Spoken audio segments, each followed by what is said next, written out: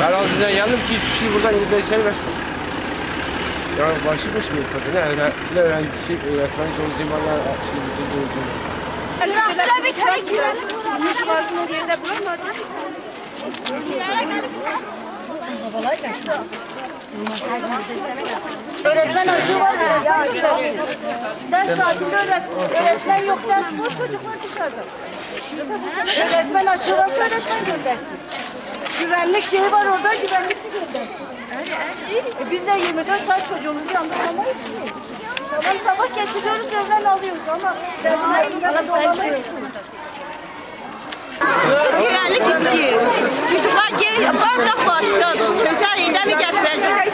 Gerçekten biz güvenlik istiyoruz. Ve böyle her gün bilen razı ise iyi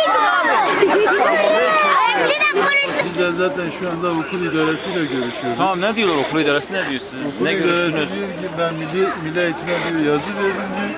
Ama yazımın cevabı gelmeyene kadar ben bir şey yapamam. Bu şekilde biz bu dağ başında güvenliği olmadan en azından insan bir tane yani okul bütçesine, okulda ne okulun müdürü var, ne okulun aile birliği programı var, ne bugüne kadar okulda bir veli toplantısı yapılmış. Ne biçim okul bu?